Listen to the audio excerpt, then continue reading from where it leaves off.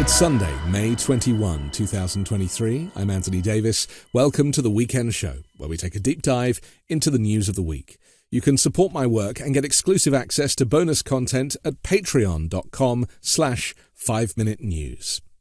Joining us today is the founder and co-executive director of Partners for Justice, an advocacy group that is transforming public defense at scale. Emily Galvin-Almanza, welcome back to The Weekend Show. Thank you so much for having me.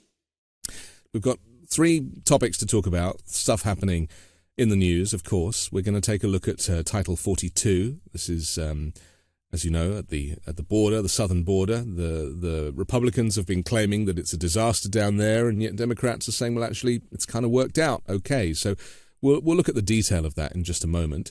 We'll also look at the debt limit talks, which have stalled as Republicans claim they want to press pause and have criticized the White House, so let's look at that. But first, South Carolina became the latest state to move toward a near total abortion ban on Wednesday, with legislation that, if enacted, would leave Virginia an outlier in the South as a place where women have unrestricted access to abortions amid a rapid rise in restrictions in the year since Roe v. Wade was overturned.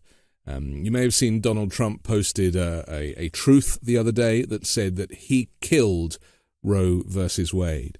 Let's start by just asking, how are women supposed to navigate these draconian laws that are invariably created by old white men? It's actually shocking when you look into how many of these men can actually, even correctly describe a woman's anatomy or the process of growing a child. I mean, it's very few of them have accurate information about the reality that we live every day, but the law isn't really designed, I don't think, in this case, to be navigable. A majority of Americans actually believe that women should have access to healthcare. So what we see in these politicians who are crafting laws that go against what a majority of Americans actually believe, we see an attempt essentially by a minority to create a legal structure that is masquerading as law, but is in fact just a series of traps.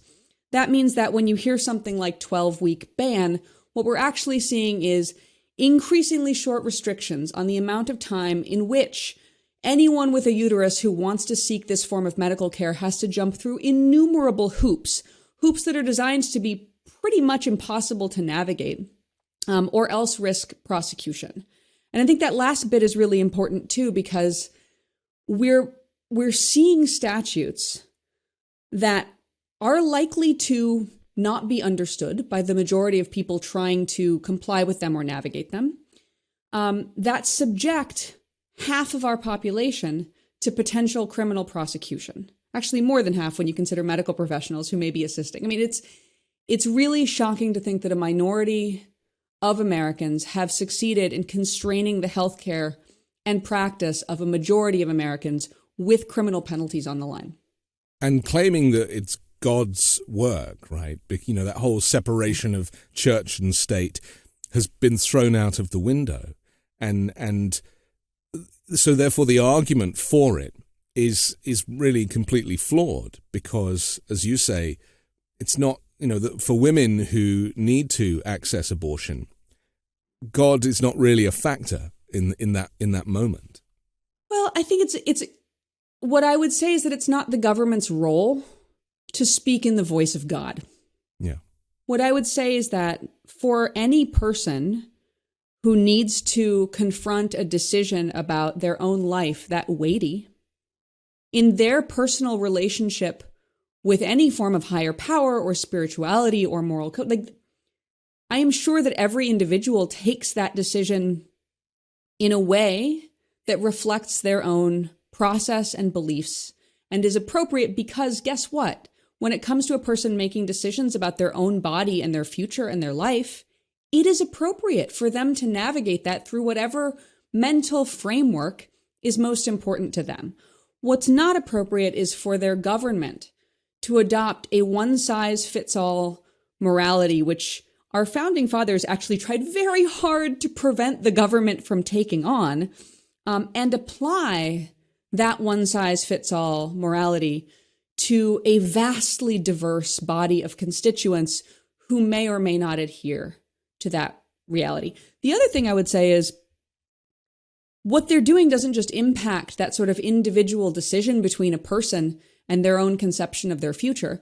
It's also impacting millions of doctors and nurses and practitioners and hospitals and administrators and pharmacists. And like, there are hundreds of thousands, if not millions of Americans trying to navigate these restrictions in a way that fulfills their value in society, right? Which is to be medical experts, to know what should or should not be done medically, and to have their medical expertise undercut by some state representative's sense of universal morality is a very strange position to be in as a nation. I personally don't think some guy's religion should be more important than my doctor's opinion about what I can and cannot survive.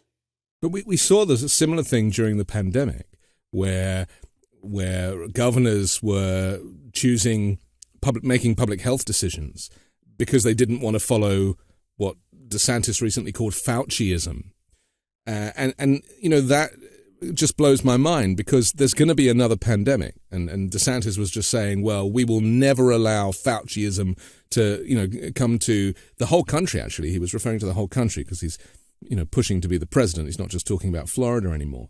But there is no kind of intellectual value in governors deciding clinical issues without advice or consensus, whether it be for a pandemic or whether it be for women's healthcare. And so it's almost like governors have now taken on this godlike quality in their own states. It's not just governors. There's a broader trend in the American right of anti-intellectualism and also anti-expertise.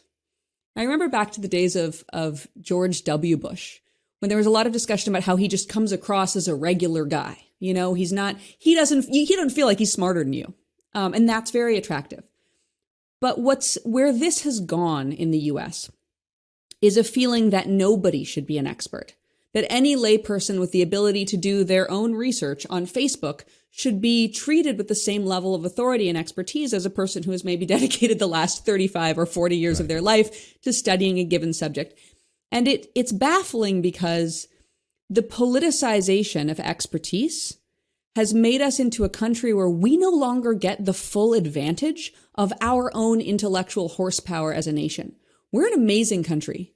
We have innumerable people who are the top expert in their field globally, who have defined new, frameworks and broken new ground in things that we all should want to know a lot about. How to save the world from climate change, how to find, habitable planets beyond our own, how to defeat a novel virus. Like, these are things renewable energy. These are things we should be really excited that we as a country have the capacity to understand and take on. But instead, the right has somehow managed to turn a great number of people into folks who are innately suspicious of anyone else's expertise.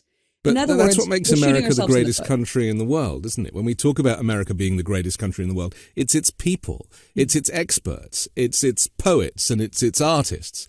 This is what makes America great.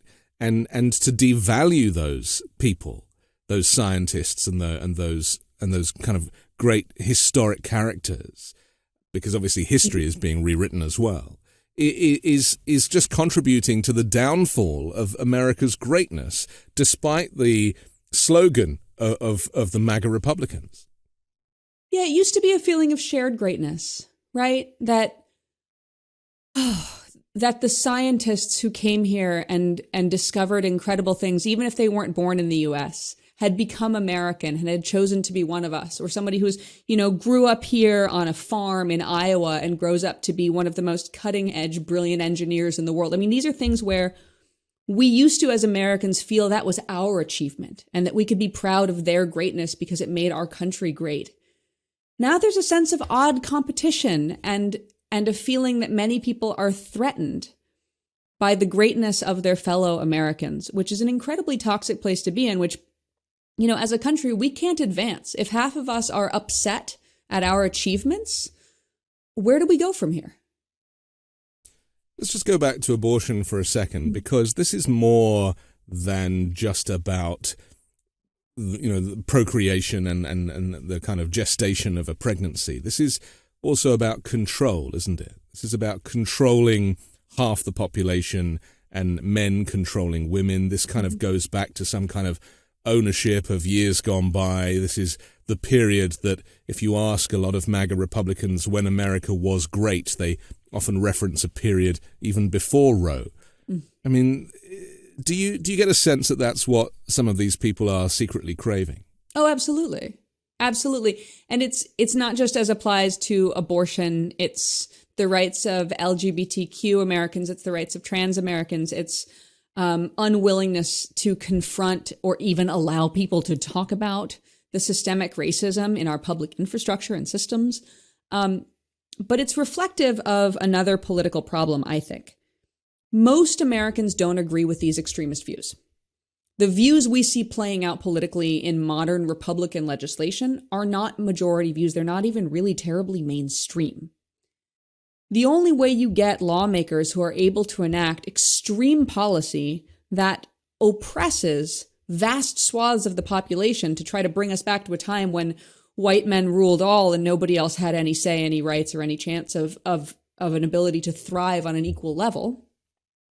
The only way you get that is with extreme gerrymandering. You get that when lawmakers are comfortable that their districts are so heavily controlled and so drawn to a particular advantage that they're not at risk of being reined in by their constituents. And that's the real danger to me here is, like, obviously, as a woman, as a mother of a little girl, as an American who cares about her peers, like, I am terrified and furious with the legislation that we're seeing passed. But on a grander level, when you have a government that is no longer beholden to its constituents because they no longer really have the power to be heard by voting those folks out, that to me is dangerous on a whole other level. A lot of stuff that's going on at the moment, certainly in Congress with these latest investigations and the Durham report and everything, this is just for show. It's a kind of theatrical performance. And I feel the same about Donald Trump's presidency. It's like he was performing the role of president. He was pretending to be the president, but he wasn't really president. And I think that this is something that, and I've seen this, with Marjorie Taylor Greene a lot recently. She puts herself, on these committees and she talks a good talk and there's all this fake outrage and slamming the hand on the desk. But the substance is so desperately missing. And as, we'll find out, especially off the back of this latest FBI investigation that Jim Jordan is trying to do, that these things often come to nothing. And it's the kind of performance aspect which is important to them. And then they kind of go quiet when the results are investigated. I mean, how can a country run when one side is just pretending to be the government? It's interesting to think about. It's, we have an expression in the West. We say somebody's all hat and no cattle. What we're seeing here is like... We have a similar one, which is maybe a bit inappropriate for this, but we would say we'd throw a coat and no knickers.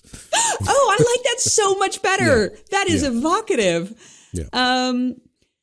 I don't think we necessarily have a functional government. I mean, here's the thing. Our government was designed to prevent wild swings of power and policy. There are different branches keeping one another in check, and disalignment between very few of those branches can really grind the ability to legislate to a halt. What this model does not contemplate is exactly what you're talking about, which is what happens when one side adopts a mentality that what is important is power. What is important is the office, is control, but doesn't actually, beyond, really clickbaity forms of quasi-fascist oppression, doesn't really have a vision, for example, for the economic or environmental future of this country.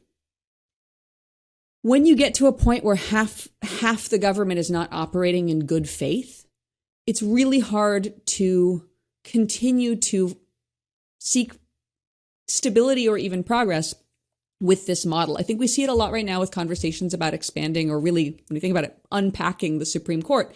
The Supreme Court has been packed by one side, and at this point, has allegations of ethical misconduct that would unseat a lower judge, has allegations of sort of nakedly political decision-making, about which we should all be terribly concerned.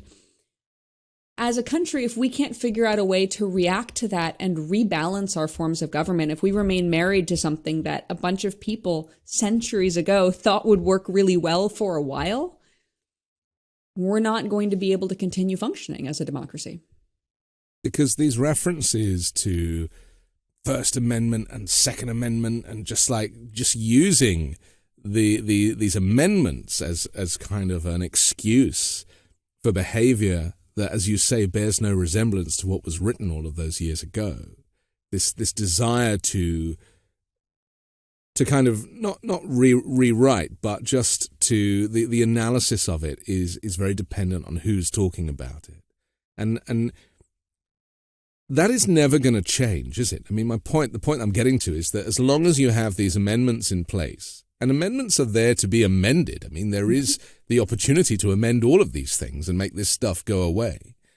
But you're never going to kind of get beyond the gun ownership debate or the free speech debate as long as there is this kind of lack of detail in the modern world, associated to the modern world or representing the modern world. And that requires a radical leadership to want to go there. I mean, the Democrats don't even want to, there's a lot of things they don't want to touch. I mean, it's being suggested Biden works around the 14th Amendment in order to, get this, to get ahead on the debt ceiling. But it's unlikely that he wants to go there. And this is a problem, isn't it? That there is a kind of respect for the Constitution in its original form, and it prevents a truly progressive policy change. Yeah, you called it radical, and I actually think it's interesting because here in the U.S., where we fetishize the Constitution to a quasi-religious degree, in spite of the fact that it's been amended more than 24 times plus and was actually quite regularly amended until some decades ago, we've gotten to a place where we would see it as radical if someone were to revert to a sort of 19th century level of flexibility with our form of government and with our Constitution. Internationally, America's most left-wing ideas are like kind of center-left or center. Like there's nothing terribly radical. Let's look at it this way. If somebody told an American about another country where a minority had managed to put in place the vast majority of ruling judges on a court that was now operating in a way where its decisions were really consistently protecting the power of that minority party, and in addition, leveraging this theory of like false historical analysis, which by the way seems really malleable and seems to kind of come out with a conservative position, no matter, you always can find a dictionary that defines a word in the way that ends up with a conservative result. We would say, wow, it sounds like that country has undergone a coup. Somebody should really do something.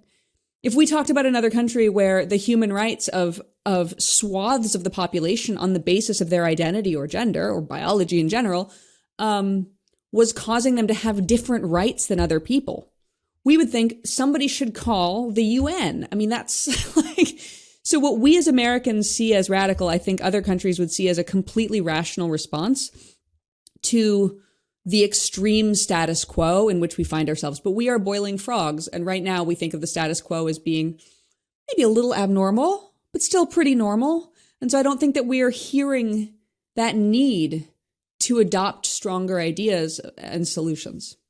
But abortion is a perfect example of what you describe. And certainly in Europe, and from where I'm from, the idea of reversing the law on abortion wouldn't even be up for discussion. Because countries evolve, humans evolve, societies evolve, cultures evolve, and you get to a certain place where you can only continue to move forward. And we don't use the word progressive in the UK. That's not a word. We are a social democracy.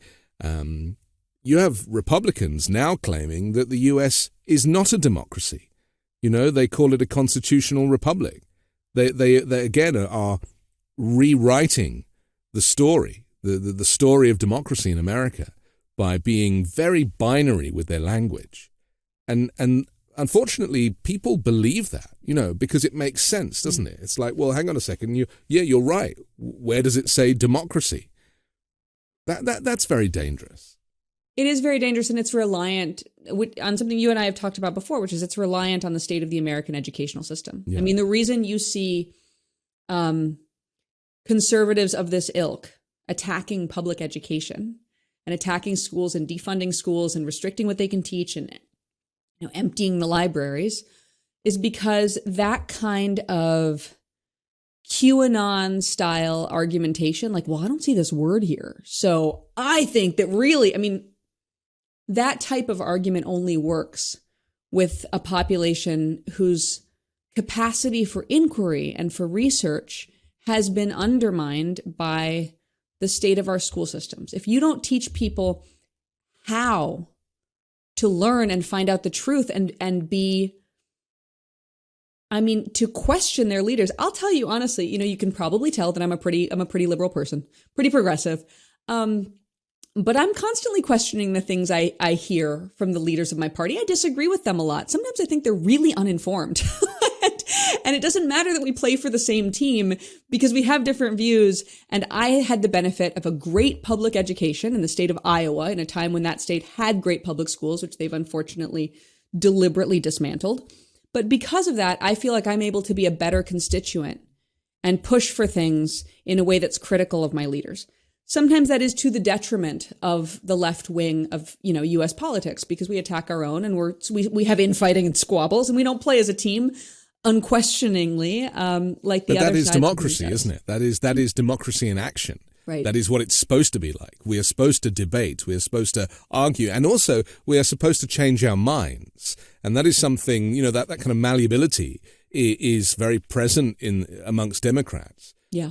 But with Republicans, and going back to what you're saying about schools and banning books, it's almost as if, this goes back to kind of Nazi Germany. It's like you're almost wanting to program children to be Nazi adults by removing access to the kind of reading materials that would expand their mind and be trusting of all people and understanding, and just give them a very kind of narrow education. What they're trying to do is create an army of MAGA Republican voters in 15 years' time. Yeah, or to at least, or just create disengaged voters. There's an equally dangerous contingent of folks who've given up completely on the validity of political participation and checked out, which, by the way, has like other really weird downstream effects. There's one of my favorite studies shows that voting makes a person less likely to engage in crime. So getting people to check out and curtailing their ability for inquiry, even confrontational inquiry, doesn't necessarily create Nazi adults, but I do think it creates a voter base that is less likely to be able to stick up for themselves and stick up for their own rights. And that's really what I wish. I have a lot of conservative friends. I grew up in communities that were very purple communities. And, I'm not talking about, I don't have any friends who don't believe in the human rights of other people, but I would not be friends with such folks. But I do have friends who don't agree with me on everything politically. And I think one thing we do share is the desire for our children to be able to find out the truth about the current issues of their time, understand what they want for themselves and their families, voice those opinions, and find a way for their voice to be heard.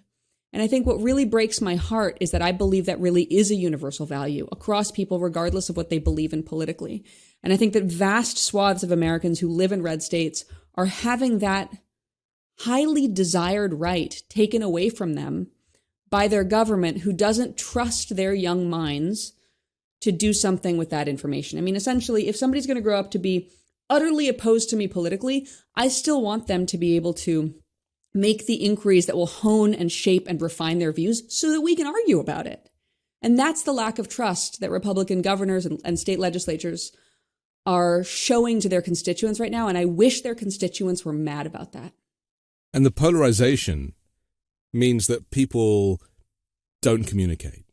They become enemies. Yeah. And this is not something I'm aware of It certainly doesn't happen in the UK. You don't, it happened a bit over Brexit where people were like leave or remain and families kind of fell out with each other. I hope that that's now been kind of dealt with. But in the main, you don't see the opposition as the enemy. Right. You see the opposition as part of democracy, part of the government, holding the government to account in the same way as journalists hold the government to account. Those elements have broken down in the US now, where families don't talk. People are, just the idea of Republicans seeing Democrats in such a hateful, kind of enemy-like way, that is so unhealthy. I mean, it is not a civil, and civility really is the word here, isn't it? It's become an uncivil, politics has become uncivil. It's strange to long for days of civility, because I feel like when people do that, it's often a sort of mask for longing for times of more white supremacy. But yeah, I think that it's very difficult to hold on to each other's humanity when many of our neighbors have been led to believe things that attack the fundamental humanity of many of us. I mean, I think that's really that principle of accepting dissent and debate and the marketplace of ideas up until the point where one of those ideas undercuts another person's right to exist. Because we all benefit. This is the thing that's so short-sighted about this hatred, is that if we are able to be civil and to debate and to have kind of energized conversation, we all benefit. It's not just in terms of how policy changes, but it's enriching. And so again, this is almost like devaluing the education of the American, because if you don't engage, as we're talking now, like I will come away knowing more just from our conversation. But the way they do it, they don't want to have a conversation. Because once you've prioritized power over progress, the conversation is no longer useful so long as you hold power. I mean, Ron DeSantis does not really care about learning more about it. I really don't think that he's interested in the marketplace of ideas. I think that he's interested in retaining power. We have to take a pause for our sponsor, but I want to come back with you and talk about the wranglings over the debt ceiling in just a moment here on The Weekend Show.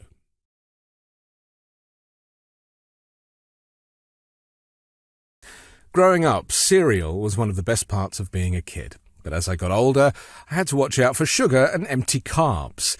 Magic Spoon has the amazing flavors you love, but high protein and less sugar. Magic Spoon's variety pack comes with 4 flavors: cocoa, fruity, frosted, and peanut butter.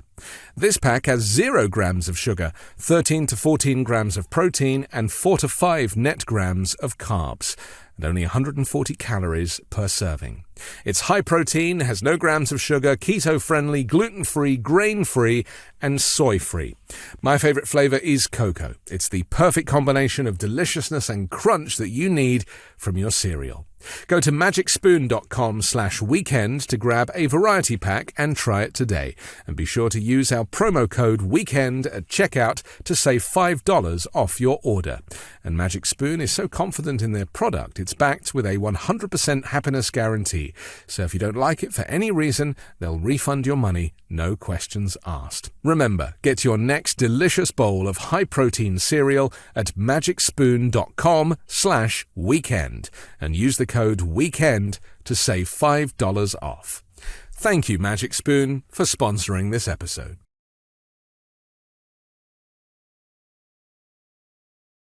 Breathe some life into your own backyard with FastGrowingTrees.com this spring. From shade to fresh fruit to privacy and natural beauty, let FastGrowingTrees.com help you plant your dream garden with their expert advice and fast, reliable shipping. FastGrowingTrees.com's plant experts curate thousands of easy-to-grow plant, shrub, and tree varieties for your unique climate. Mayor lemons to evergreens and everything in between. Happy plants, happy home, right? But sometimes it's hard to know which plants will do best. No problem, because with FastGrowingTrees.com, you get customized recommendations based on your specific needs. Plus, their plant experts are always available to help keep your plants growing healthy through the season and beyond. No more waiting in long lines and hauling heavy plants around. With fastgrowingtrees.com, you order online and your plants arrive at your door in just a few days.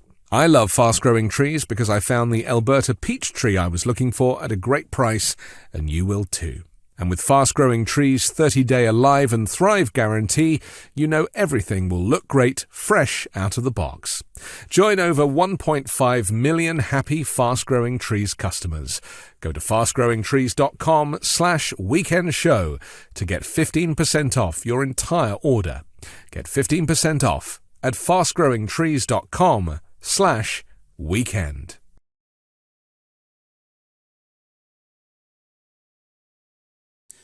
A top debt ceiling negotiator for the House Speaker Kevin McCarthy said on Friday it's time to press pause on talks as negotiations with the White House came to an abrupt standstill at the Capitol. This is Representative Garrett Graves, tapped by McCarthy to lead the talks. He emerged from an hour-long session and said gaps remained between House Republicans and the Democratic administration. He said it's time to press pause because it's just not productive. I mean, I could have predicted this, Emily, the idea that they'd be like, you know something, we don't agree. And I mean, to all intents and purposes, the Republicans are prepared to not vote to raise the debt ceiling. They want to crash the U.S. economy, which will in turn crash the world economy and stock markets, make life very difficult for people. And the U.S.'s credit will be downgraded yet again, as it has been previously. I mean, this is a disaster, and yet Donald Trump, who said on the CNN town hall, well, I want them to default. I mean, he is pushing for this. This is Joe Biden being a little naive here, thinking that he can negotiate, bearing in mind the deadline, according to Janet Yellen, is the 1st of June. It is very hard to believe that the backers of these lawmakers, that their primary donors who have the means to donate largely to political causes and parties, actually want to crash any sector of the world economy. However, in the year 2023, what is beyond belief? Goes. I think that one of the things that I identify with about Joe Biden is his constant belief that he can connect with people and find common ground. I think that's something that he prizes about himself and that he has been able to do a great deal over the course of his political career. I think that it is really, really hard intellectually to adjust to a reality in which the people who have for decades been legitimate negotiators and interlocutors are now suddenly not rational actors. It's really also terrifying to hold that reality because you have to suddenly encounter the position that millions of Americans are represented by someone who is not a rational actor and who does not have the well-being of the nation at the center of their pursuits and ideas. So I think it's a really scary place to be in. I understand why Joe Biden, why our president might be having a hard time getting there. But I also acknowledge that, as a lawyer, one uses tactics. In a negotiation, there's so much sort of bluffing and posturing and strategic communications and going out to the press and being like, there are gaps between us. I don't know how to... That could very well also be a strategy. It's a slightly ridiculous one. It's a negotiation. Of course there are gaps. The two sides don't agree. That's literally the point of a negotiation. So I'm not sure it was a particularly well-phrased strategic comms attempt, but I think there's a good chance that's what it was. But there should never really be a negotiation over this. I mean, the whole point of raising the debt ceiling is that it's something that Congress has to do. It's part of their responsibility. Other countries take on more debt and they don't have a meeting or a vote to raise the debt ceiling. They just raise the debt ceiling. And the debt ceiling has been raised consistently over the last 63 years. I think Republicans have done it 49 times and Democrats have done it 29 times. It was raised 3 times under Donald Trump without question. They just raise it because that's what you do. And this time it's been weaponized. This time they are weaponizing the debt ceiling, which is something that should not even, no one should mess around with because of the knock-on effect. And in the words of Joe Biden, this is not your father's Republican Party or even your grandfather's Republican Party, right? He says that. Yeah. And yet he thinks that he can negotiate effectively with terrorists. It's interesting to think about. This is yet another area in which, of course, the U.S. is like wildly outside of international norms, as you point out. 50 years behind, you could also say. You could say we live in a benighted past and think we're living in a glittering future, and that disconnect itself is terrifying. But I think there's also this really sort of interesting angle on what we're fighting over. Right? We have a group of folks who think that vast cuts need to be made to the services our government provides and are using this opportunity to try to force those, to try to take those things away from the American people. There's another contingent that thinks the government should do things for people, and that's why we're all paying taxes, so that the government can do things for people. It's really odd to me that the conversation has been so utterly focused on what can be taken away from the American people, because there are other avenues of addressing government deficits and addressing, the needs of this population, which involve discussions of taxation of the very, very, very wealthiest Americans. Not ordinary people, not the folks your kids go to school with, but folks you've probably never met and maybe read about in the news. I think that in this country that is a fundamental divide between the people who think the government should do things for people and the people who think the government should control people. Those are fundamentally opposing views that I understand why they can't come to agreement. But I also think that one of them is, again, a strongly minority view. Very few people who live in this country want their government to stop performing the things that keep our children safe, that keep our old people able to put food on the table and live healthy lives, that support families who are struggling the most. I mean, the things that they're proposing taking off the table are things that would really directly hurt a lot of kids and families. And for a party that's so vocal about the needs of children and families and American family values, to speak out one side of their mouth about family values and then with the other side of their mouth propose cuts that would harm children and the elderly, it shows you again how gerrymandered this country is or how checked out voters are. I mean, 50% of the population don't watch the news or have any interest in the news. I mean, that is, as someone who writes the news, that really concerns me. And, life for some is better being checked out. Right? Because it's stressful and the world is not in a happy place. And just to kind of get on, to stay in your lane, I think is easier. The problem with that is that it's very easy to kind of tell people what's happening. If you come into contact with somebody who has very specific views, they can easily brainwash you, but they can certainly you're very open to suggestion. Mm-hmm. And this idea, I just want to get into what you're saying about the difference between the government kind of being there for you and the government being there against you. Mm-hmm. And that's why the word socialism is used as a dirty word in America, right? People fear the idea of socialism without really knowing what it is. And is the problem that things like socialism and communism, the definition is pretty loose. There isn't a clear definition of either of those things. It changes over time. I mean, the UK is a social democracy. We have free healthcare and we have free welfare state. If you can't work, you're paid. Yeah. And you're paid forever. There's no limit. And you have unlimited sick days at work. You don't use up all your sick days and then just be sick and go to work, bring your germs in. I mean, these things are essential from where I'm from. And yet, if I was explaining that to somebody who didn't really pay much attention to the news, they would think I was living in some kind of communist country. Yeah, I'm not sure that the words used intellectually to describe models of political thought are the most effective with ordinary Americans. I think you're right that, look, our politicians realized a long time ago that fear equals power.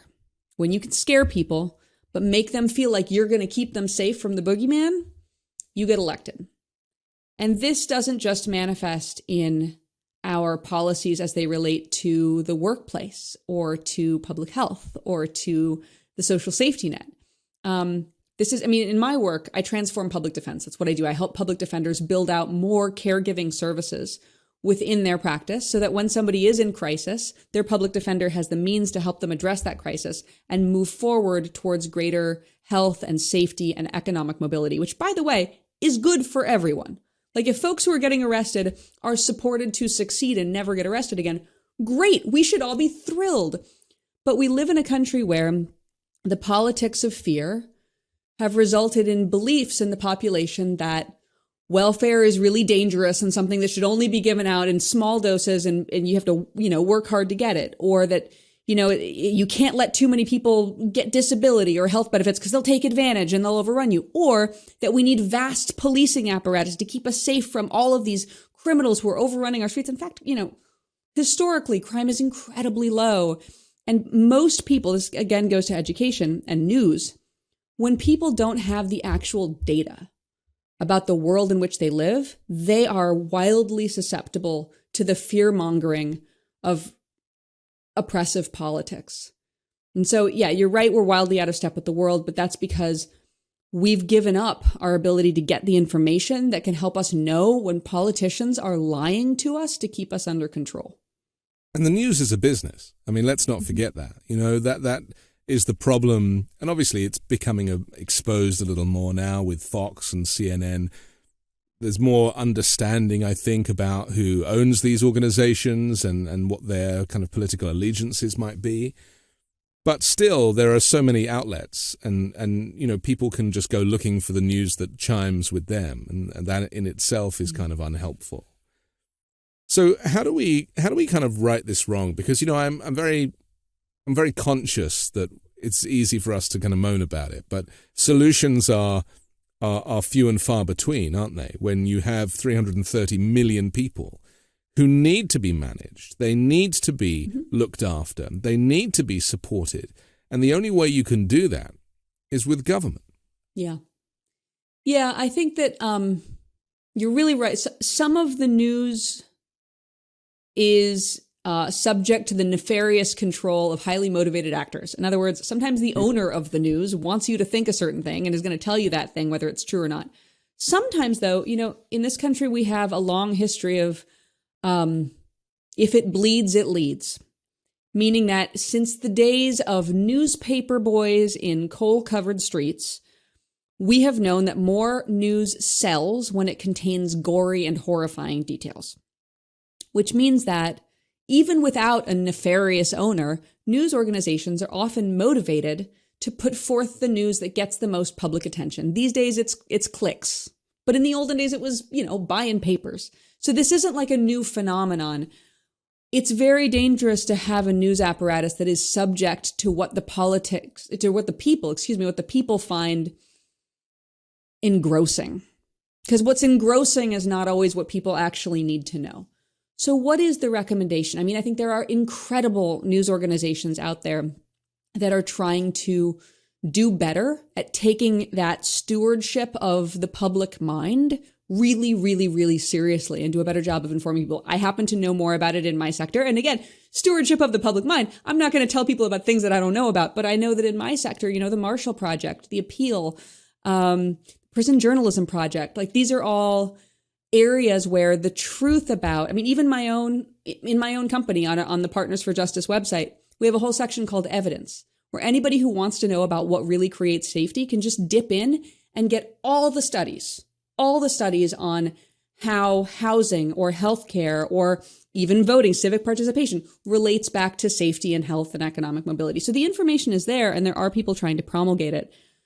I think the trouble is for most of us, we also have to have the restraint to vote with our eyeballs, to not watch the things that we begin to tell are designed just to engross us and not to inform us, to turn it off. Really hard to do. It's hard to look away from the specter, but I think that the more we don't just do it for ourselves, but help our family members turn it off, the healthier we're going to be. On Wednesday, I was writing 5-minute news, which is my daily briefing. And I decided we'd just do 3 stories each day, the most important things in the world. And I made an editorial decision, which I am since quite proud of. And that was to talk about the flooding in Somalia after months of drought. And 250,000 people have had to relocate. And this is a story that we're going to hear a lot more of because of climate change migration. Whereas the climate changes, people are going to have to shift. And if Republicans are worried about the southern border now, boy, are they going to have a big surprise as climate change evolves. For me, I'm making the news for the American market. That story had more value than some of the sensationalist stuff that was happening that day. And there was a lot of news that day. Yeah. And it's these decisions that the editors need to run with. The idea that to educate and inform, it's not just, that story wasn't just about Somalia. That story was about all of us on all continents and about how, climate is a thing. I mean, climate is an interesting subject to talk about in terms of the news in America. Never hear about it. I mean, it's like it's not a thing anymore. And yet every other country has a completely different attitude to climate. Here it's been politicized. And even when I watch on cable news someone standing in front of a tornado or something, they're getting covered in, they're soaked, there's cars floating in the water, they never mention climate change. It's strange that this weather is happening. We have no explanation for this strange weather. It's freak weather. And it's like the scientists have been warning you about this for the last 40 years. So, I mean, this is a huge hurdle to overcome, isn't it? Like, what is popular? It's this kind of populist nature of modern news gathering and the popular leaders as well, the leaders that have made certain subjects populist and others not. I have a lot of faith in the next generation. They have aggressive minds. Yeah. They are pushy and they want to know stuff and they don't sit down easily when you tell them to. And I love that about them. I mean, right now, I think one of the best publications for responsible journalism pushing forth, difficult stories that people really need to hear is Teen Vogue. Yeah. Teen Vogue is doing an amazing job of educating their readers. And their readers, of course, are young people. So the unwillingness of Gen Z to comply with the state of their educational system, with the state of their policing apparatus, with the state of their government, gives me a lot of hope and inspires me. I'm lucky enough to have a lot of Gen Zers working at Partners for Justice and working in public defense all across the country through our program. And the level of information they hold, the degree to which they've been able to connect with peers whose lived experience they can learn from and aggressively, dive into subject matter they care about, even when that subject matter is terrifying. Because, let's look at it this way. I'm a millennial. I've got a little daughter. I am terrified for her future in a climate change world. I'm terrified for her safety. I grew up, before the internet was a thing for everybody. I grew up in a really different world. Climate change will be having some of its worst effects when I'm very, very old. The people in my program, many of them are going to be experiencing the brunt of it in the prime of their life. They've had to grow up in a world with school shootings all the time, every day, and mall shootings and shootings everywhere. They are never safe. They've grown up in a culture that is wildly accepting and embracing and inclusive of diversity, but in which many governments want to violently oppress their peers and friends and loved ones. So they've grown up with a terrifying future, constant violent threat, government oppression, not to mention all the news stories about how these Gen Zers are in the workplace. My God, they're so difficult. Yeah. They've had so much crap thrown at their faces and they remain invested in our future as a nation and trying to change things. How can we not stay engaged when they're out there doing that? I agree. I also have a young daughter in the public school system and she surprises me all the time with her kind of inquisitiveness. And you see campaigns, whether it be the Parkland kids, for example, on the school shootings front. I mean, you see young people who are not prepared to take the propaganda on and actually have hard evidence of their own. And I agree. That, for me, is the most positive, kind of optimistic aspect of our future to look forward to. They won't think that wind turbines give you cancer or kill birds, or I mean, I never finally on the climate change front, I never understood why anybody would be against solar.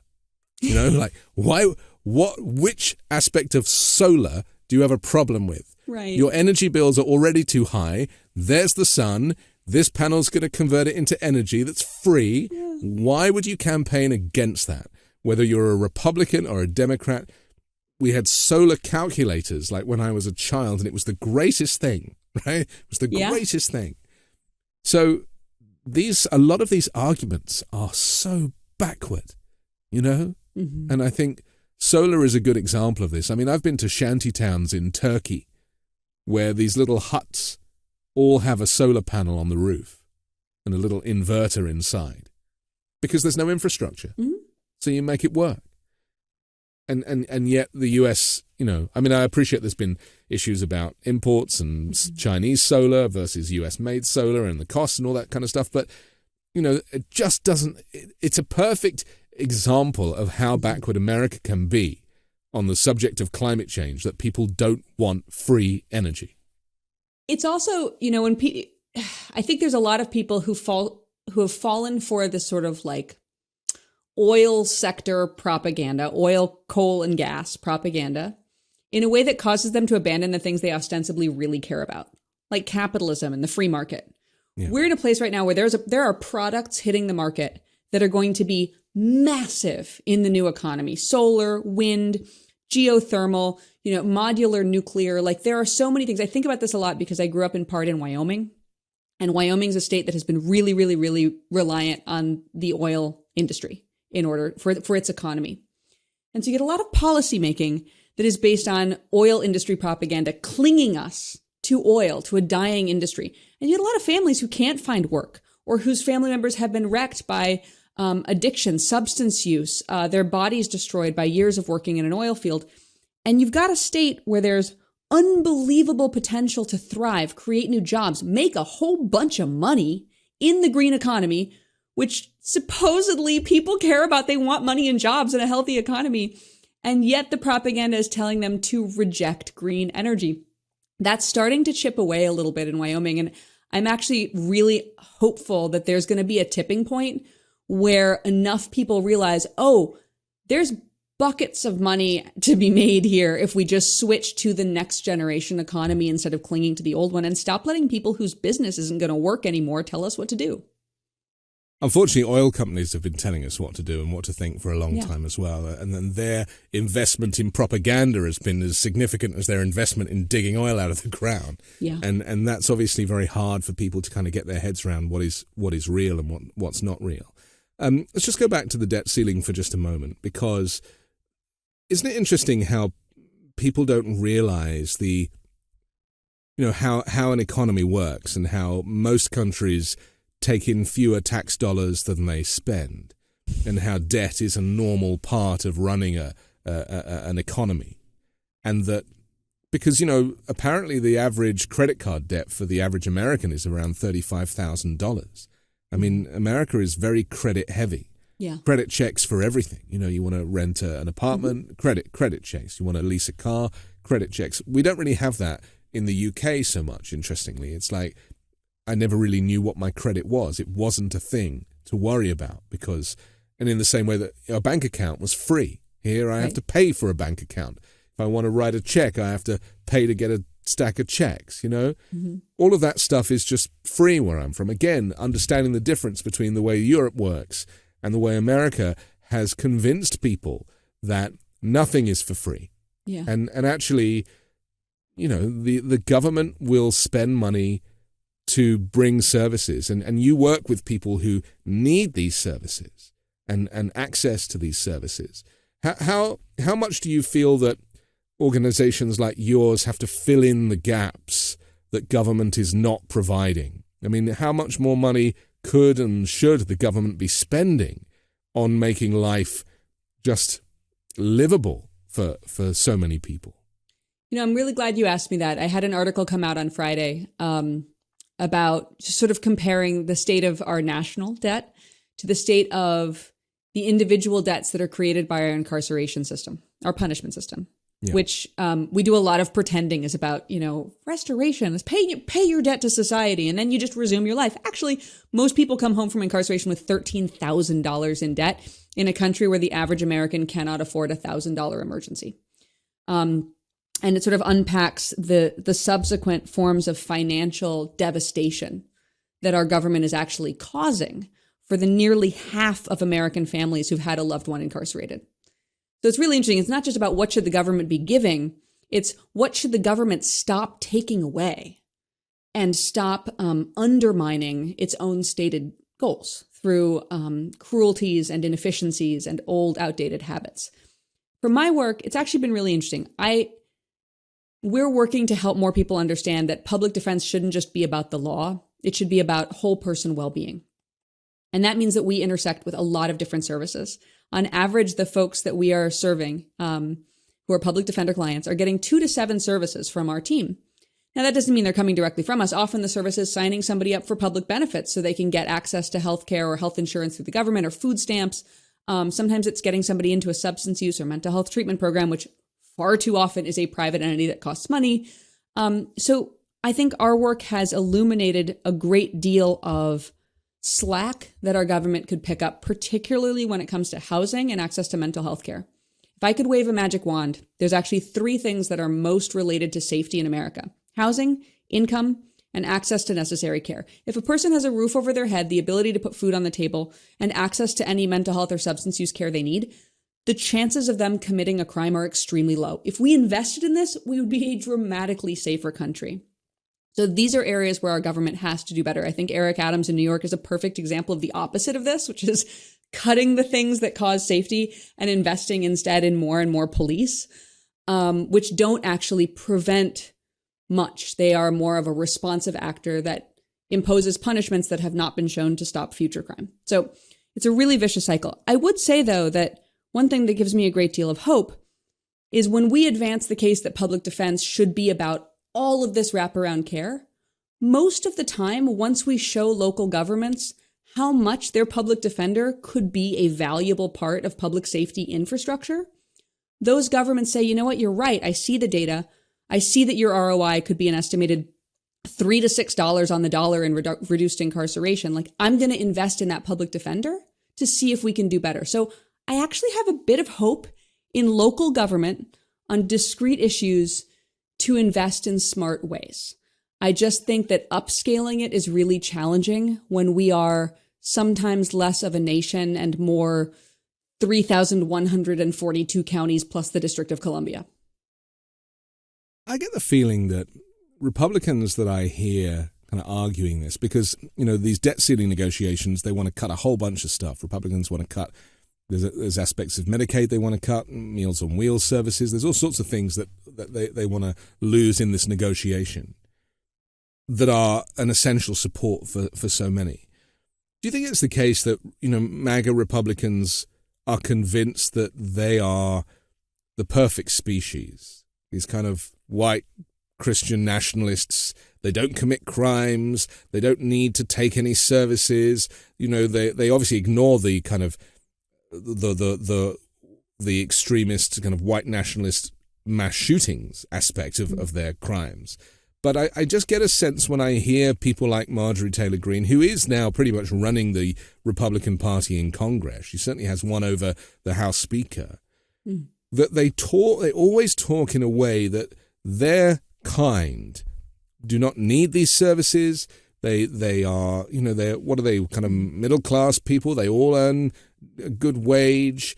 Like, all of these, the ills of society belong to the minorities. They belong to the black and brown people. They belong to the LGBTQ plus communities. Like, there is this kind of separation where they and I don't know what it is. Maybe it's a religious thing. It's racism. No, it's racism. That's a pat answer. It is. But I'm not wrong, though. The way that they talk is that all of the ills of society belong to people who might vote Democrat. And that actually the process of the idea of small government is because their people, their supporters, are not bad. They can look after themselves. They are self-sufficient. They don't need to be told what to do. And of course, it's garbage. Yeah. But this is what they're peddling. Yeah, I think it's very tempting, right? Isn't it very tempting to believe that you are a wonderful example of humanity and that you're doing your best in life and that all the choices you're making are the choices that a person should be making? If they were in your circumstances, in your context, you are an honest dealer doing the best you can. Don't we all want to believe that? A supremacist, even. Yeah, I think that, obviously there's a lot of racism and othering and suspicion. This is why people in big cities tend to get more progressive over time, because when you're around a lot of people who are very different from you, you learn like, oh, we're all human and people who are very different from me are okay and not scary and I'm still safe. Yeah. It's easier to become immersed in your own sense of your own urgent need for a sense of worth and fear of difference when you are highly isolated and having that messaging reaffirmed by your leaders and people who are culturally authoritative to you, culturally trusted. I don't think, though, that it's fair to say that it's just MAGA Republicans who are like this. I think that, so in my field, you hear a lot of stories about Karens. I don't know what the political belief system of a Karen really is, but I do know that there are a lot of very well-meaning liberal white women who will call the cops on a black person just because they see them. And I think that kind of ingrained white supremacy and that ingrained fear of, people who are different is not limited politically to any one group. And I don't think it's necessarily something that can be overcome absent more ways of exposing people to each other and getting people to connect with folks who are different than them. Again, back to our educational system, right? Like diversity in education isn't a nice soundbite or a box to check. It's very valuable for children to encounter other children who are different from them and have different life experiences.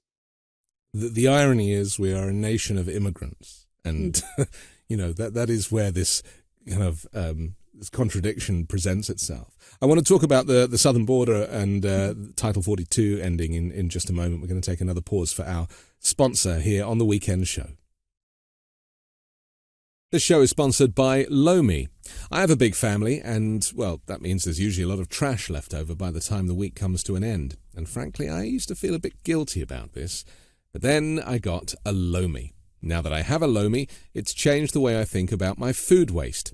Lomi transforms my garbage into gold at the push of a button.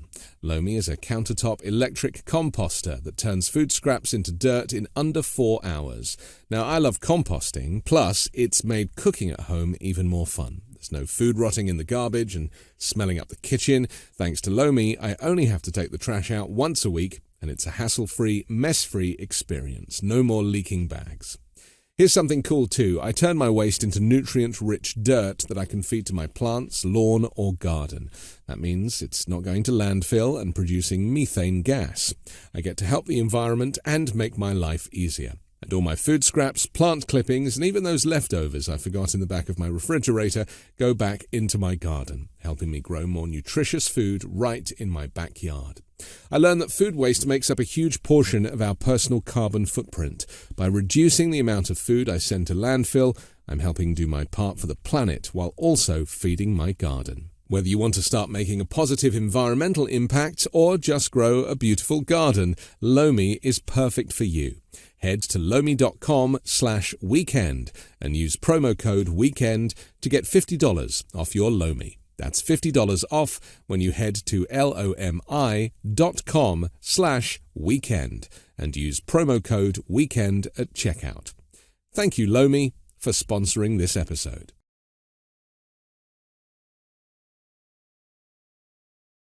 Cold turkey may be great on sandwiches, but there's a better way to break your bad habits.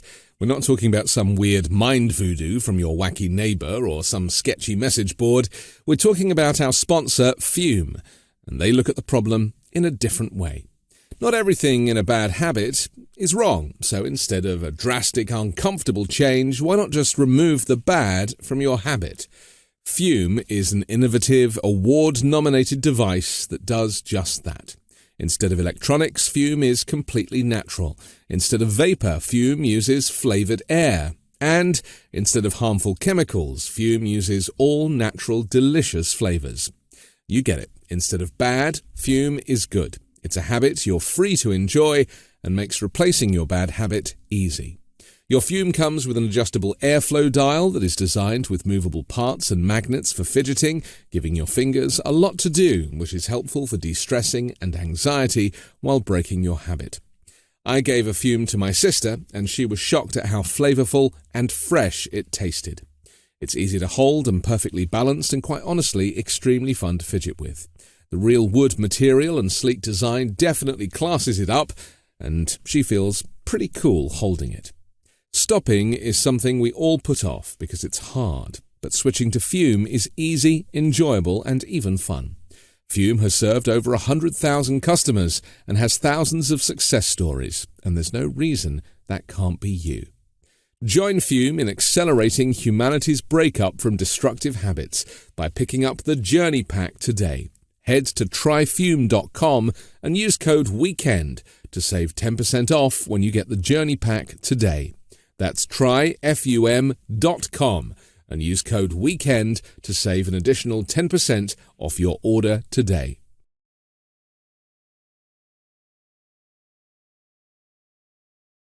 We're back with Emily Galvin-Almanza here on The Weekend Show. I'm Anthony Davis. The Supreme Court on Thursday dismissed an attempt by Republican-led states to maintain the pandemic-era immigration measure known as Title 42. The court's brief order was one sentence long, instructing an appeals court to dismiss the state's motion to intervene in the case as moot. The move was almost surely prompted by the end of the health emergency that had been used to justify Title 42, which of course was COVID, and claiming that this was a reason to prevent migrants, seeking asylum in the US. The southern border is a whole thing, isn't it? It's like politically, it's a whole thing, and what actually is going on there versus what legislators in Capitol Hill or on Capitol Hill are talking about are often two very different things, and something that Republicans like to use in terms of their kind of weaponized language is that, well, Joe Biden hasn't even been to the southern border, or the vice president hasn't even been to the southern border. This idea of going there somehow is going to end all of the migration problems. I have a lot of faith actually in Alejandro Mayorkas, who's the kind of the main man at the moment, an immigrant himself, and somebody who is certainly kind of is making sure that the border remains secure, but also has a modicum of compassion, which was something that was missing during the Trump presidency. There is an argument, and this is my question, there is an argument to say that Biden hasn't really changed much. I mean, he is being as tough on the border as Trump was, and some people are critical of that. What are your thoughts on that? My first thought is that, first of all, I'd like to start using the word people. I feel like the word migrant creates this vision of the other clawing at our gates. And what we're really talking about here are people, largely people who've been in really dangerous circumstances in their home country, and largely people who are coming here seeking safety. Title 42, of course, during the pandemic was utilized to allow border agents to turn people away and turn families away without any legal process. That's why there were allegations from the international community that it was actually a violation of international human rights laws to turn asylum seekers away, and asylum seekers being people who come here purely because they are unsafe where they are, and they are trying to use our legal process to seek safety within our borders. Turning them away without legal process, of course, abrogates our duty as a nation which purportedly offers asylum. In terms of the way things are now, here's what I will say. We were all horrified when the Trump administration started separating families at the border, and when we saw stories of children taken from their parents and lost into a system where children died. There are still 1,000 children who have not been reunited with their families. I think that look, I am very happy at any move which brings us closer to a world in which we meet our legal obligations as a nation which offers asylum. And that does mean offering people a feasible, usable process to tell us their stories. And I'm saying feasible and usable because I understand that we're using an app right now to let people apply for entry, and like nobody can, it's one of those things where like the app gets 100,000 people trying to access it at once and then the app crashes. If you can imagine your family's safety being reliant on like a dysfunctional government app, what a Black Mirror nightmare world we are in. But I think what I'm saying is we have these legal processes, the process of asylum, because we believe that when a person's safety is threatened, especially for a protected reason, a reason that reflects values the U.S. has in the past fought for, they should be offered safe harbor here. The vast majority of people who are offered safe harbor, who are allowed within our borders and given a court date to come and plead their case for asylum, go about their lives without incident. They meet up with family, they find work. I have not seen convincing evidence that expansive legal paths to residency here are creating any major public safety hazard. I think, once again, the misinformation one hears about the border is about that fear-mongering that we talked about before. And how can I find an other, not a human, not a mom with 2 kids who was threatened because her husband was a police officer and the local gang wants her whole family dead, not the mother, but migrants, these crowds of migrants. That's the othering. That's the fear-mongering that's being used purely for political control, and I don't think it has actual relevance to immigration policy. I think people even know the difference between illegal immigration and a family seeking asylum. Yeah.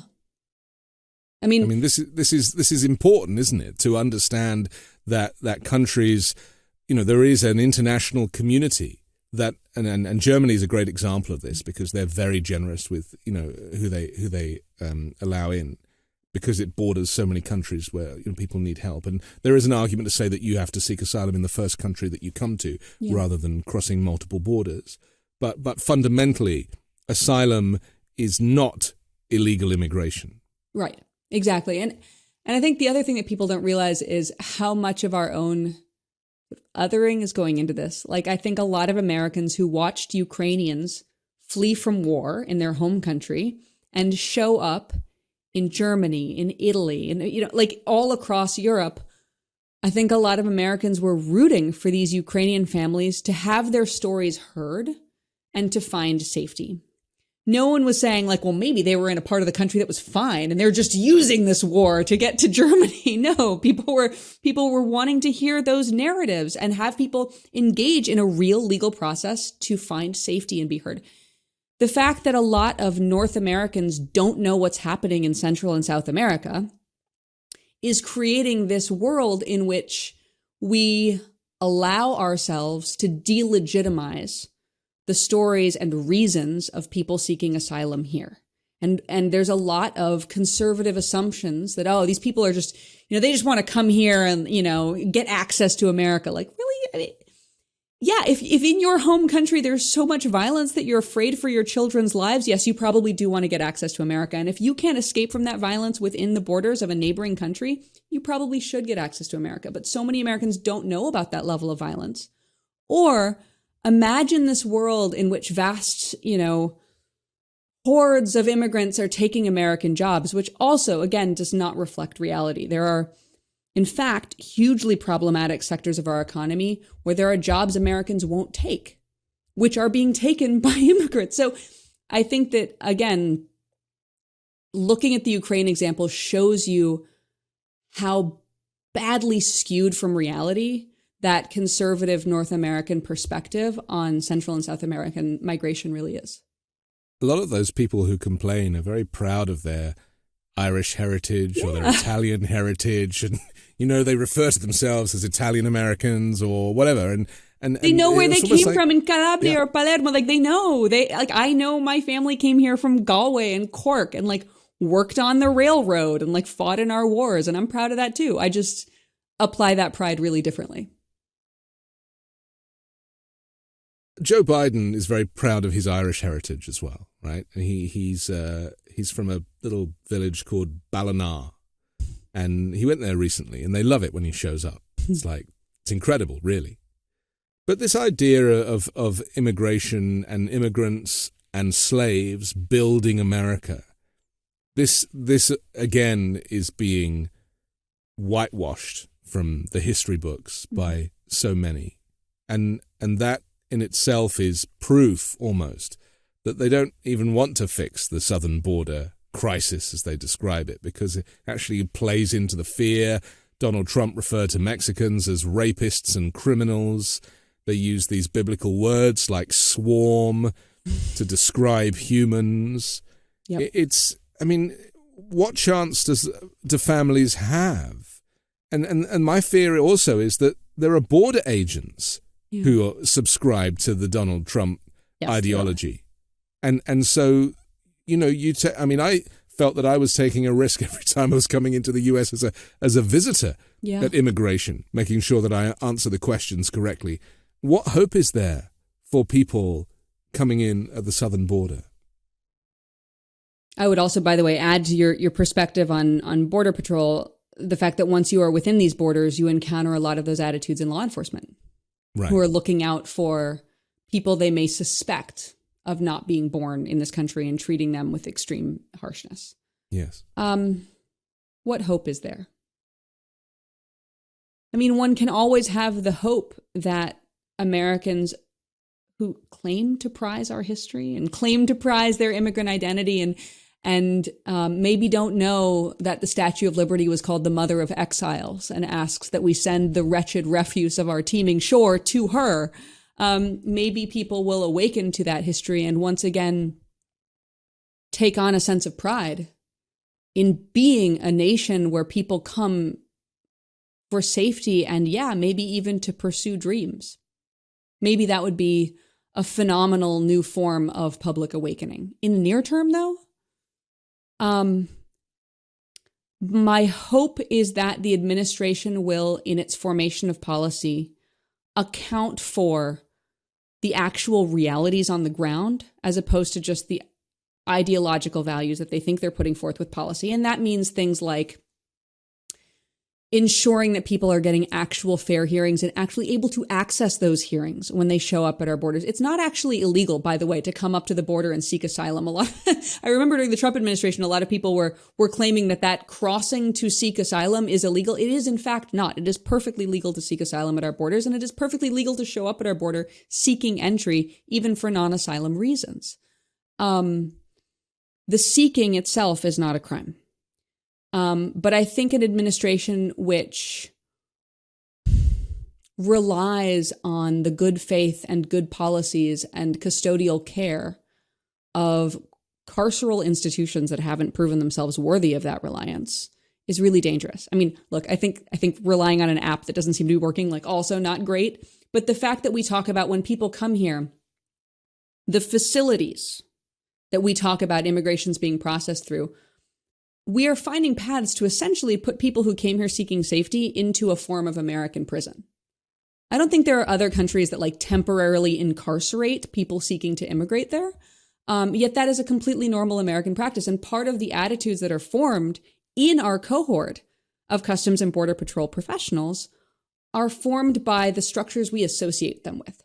If we make things that look like prisons and operate like prisons and treat people with suspicion as if their activity is not, in fact, legal attempts to enter a new nation, but rather an attempted crime, perhaps even a felony, the more we associate that policing and prison apparatus with our borders, the worse things get. So if I were able to advise that administration, I wouldn't just be looking for better policy right now that can let more people seek legal status.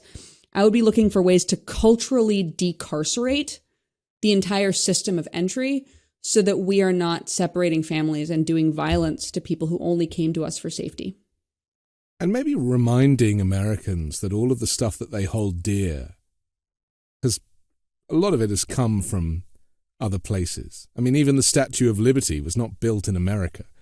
Thank you again, France. Very generous. It was a gift from France. And so, this kind of faux outrage goes hand in hand with this kind of fake patriotism, right? Yeah. And to be truly patriotic, you understand, you know your history, you know where you've come from, not just your own history, but the history of others.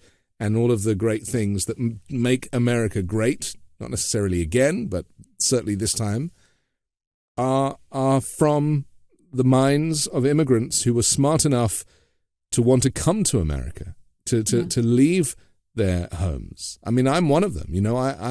I lived in London, one of the greatest cities in the world, and yet I chose to come to the US because I thought I would have a better life for me and my children. Yeah, I think it goes back to what we were talking about before, which is the idea that the success of other Americans is our own, right? And that difference and different abilities and different forms of expertise and knowledge, and I don't just mean knowledge learned through study, I mean international knowledge brought here through movement of people across borders, makes us stronger and is not threatening. It's really funny. This is a terrible metaphor, but I'm going to give it to you anyway.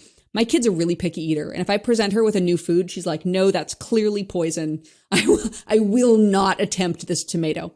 Yeah. And we all, as adults, even if you don't have kids, you probably know that it's good for the kid to be pushed a little bit outside her boundaries and to get comfortable with things that are unfamiliar and new. And it'll make her into a stronger, more resilient person in the long run.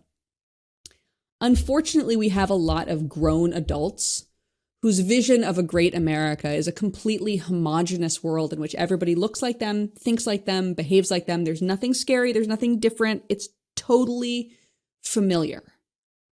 And that, to me, is the great danger. I don't mean to minimize how dangerous that is, because a lot of those people are putting folks in power who are acting against the interests of the majority, or a lot of those people are engaging in armed conflict. I mean, there's a lot of danger in that ideology among American adults. But it's so odd to me that we understand the importance of difference and exploration and shared achievement in our youngest members, and so thoroughly abandon that when it comes to pushing our fellow Americans to exit their comfort zone and resume our American identity of diversity, of greatness, of an immigrant culture. I mean, that's what's gotten us through the last hundreds of years. I have a working theory that America is the greatest country in the world, but not for the reasons you think it is. And that's something I'm kind of working on. There's a book in me, I'm sure, on this subject, because, all the things that I hear, certainly from the right, about, why America is great and why they want to take it back to this period, I don't know when, 1956 or whatever their favorite year was. They never include the 4 years of Donald Trump's presidency when they talk about making America great again, incidentally. But actually, the reason that I choose to be here in this amazing country are for none of the reasons that they are claiming is the reason America is great. And I think we need to explore that further. Yeah, I often feel very conflicted about it, right? Even what I just said, I feel very conflicted about, because those hundreds of years I described also included perhaps the most violent act in human history, which was the systematic oppression, enslavement, and violent, long-standing attack on Black people, which has a legacy to this day that forms pretty much all of our national systems. Yeah, and is still going on. Completely still going on. Still going on. Yeah. And so what's my conflict is, I believe there is greatness in the existence of a nation which is ideologically dedicated to accepting folks who have fled other places and who want to come together not by a shared ethnic identity, but because of an ideology of possibility and progress. That's really cool. I feel weird every time I say the American dream, because what I mean by it is that shared ideology of through difference, we become greater. At the same time, I'm talking about a country that has used that branding while also throughout its history violently oppressing some groups. So it's interesting to think about the America that maybe exists in your head and exists in my head as a possible America, and that emerges from a history where the possible America and the real America have never actually been unified. We have to finish, but I'm very grateful. Emily Galvin-Almanza, thank you for joining the Weekend Show. Thanks for having me. I'm Anthony Davis. Please subscribe to The Weekend Show on YouTube or as an audio podcast. And don't forget to support me and independent journalism at patreon.com/5Minute News. You can subscribe to the 5 Minute News daily podcast. It drops every morning, and hear me telling you what's happening around the world while you make your coffee. Join me next week with a brand new special guest and 3 more factual news stories to discuss on the 5 Minute News Weekend Show with Midas Touch.